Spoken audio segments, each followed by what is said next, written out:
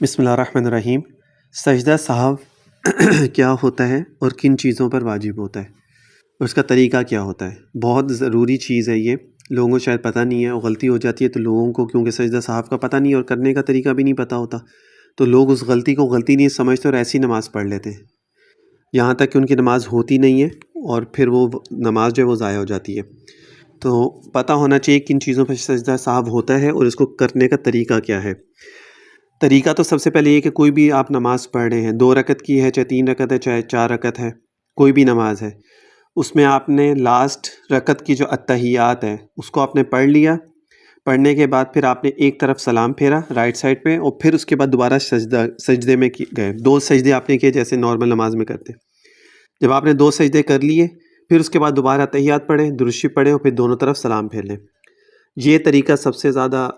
رائج بھی یہی ہے، ثابت بھی یہی ہے، اور لوگ زیادہ تر اسی کو کرتے ہیں۔ یعنی آخری رکعت کسی بھی نماز کی ہو، 2 رکعت ہے، 3 رکعت، 4 رکعت والی ہے، اس کی آخری رکعت میں التحیات آپ نے پڑھ لی پوری، پھر اس کے بعد ایک طرف سلام پھیریں، پھر 2 سجدے کریں، نماز توڑنی نہیں ہے، اسی کو کنٹینیو ایسے ہی رکھنا ہے۔ 2 سجدے کریں، 2 سجدے کرنے کے بعد دوبارہ التحیات پڑھیں، پھر درود شریف پڑھیں، پھر دعا پڑھیں درود شریف کے بعد کی، اور پھر دونوں طرف سلام پھیریں جیسے نماز مکمل کی جاتی ہے۔ یہ تو ہو گیا سجدہ سہو کرنے کا طریقہ جو آسان ہے، ٹھیک ہے۔ اب کن صورتوں میں سجدہ سہو جو ہے وہ واجب ہوتا ہے، یہ ضروری ہے۔ اگر کسی شخص سے بھول کر نماز میں کوئی واجب چھوٹ جائے، جو نماز کے واجبات ہیں ان میں سے اگر کوئی چھوٹ جائے، یا نماز کے واجبات اور فرائض میں سے کسی واجب یا فرض کی ادائیگی میں تاخیر ہو جائے،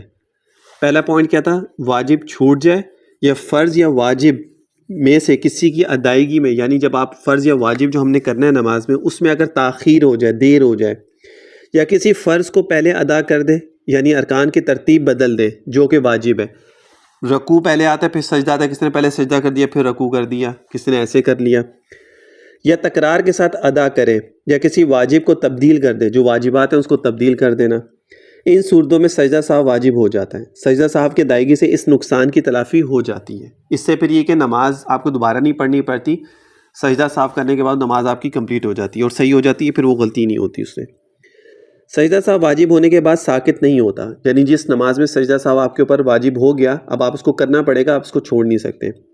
بلکہ اس کو ادا کرنا ضروری ہوتا ہے۔ اگر نماز میں سجدہ سہو واجب ہو جائے اور اس کو نہیں کیا تو ایسی نماز کے وقت کے اندر اعادہ واجب ہوتا ہے۔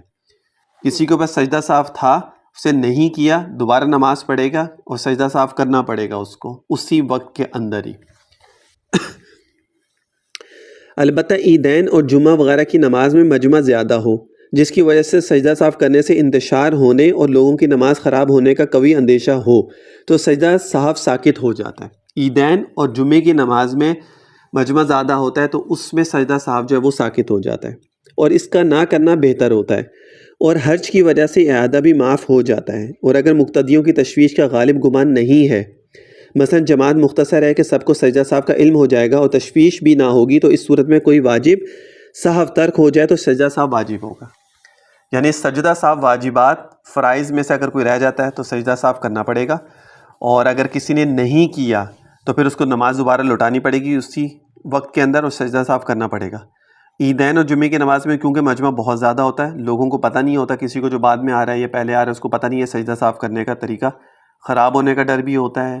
اور اس میں لوگ کیونکہ جو بڑے بوڑھے ہوتے ہیں وہ اس بات پہ تھوڑا غصہ بھی کر جاتے ہیں اگر ان کو کوئی اس طرح کی نماز ہو جائے، تو اس میں انتشار، لڑائی جھگڑے کا خلل ہوتا ہے، تو اس میں ساکت آپ کر سکتے ہیں، اس میں معافی ہے۔ لیکن اگر آپ کی نماز جمعے کی بھی نماز ہے، عیدین کی نماز بھی ہے، اور اتنے لوگ نہیں ہیں اس کے اندر، کم لوگ ہیں، یا ایسے لوگ ہیں جو شروع سے آپ کے ساتھ مل گئے، جب آپ نے اللہ اکبر کا اسی ٹائم وہ بھی آپ کو مل گئے، اس کے اندر اگر آپ نے سجدہ سہو کریں گے اور آپ کو یہ بھی معلوم ہے کہ لوگوں کو پتہ چل جائے گا ہاں جی یہ سجدہ سہو ہو رہا ہے، تو اس میں نہ کوئی انتشار ہوگا نہ لڑائی جھگڑا ہوگا، تو اس میں سجدہ سہو کرنا پھر واجب ہوگا، اس میں پھر آپ اس کو نہیں چھوڑ سکتے۔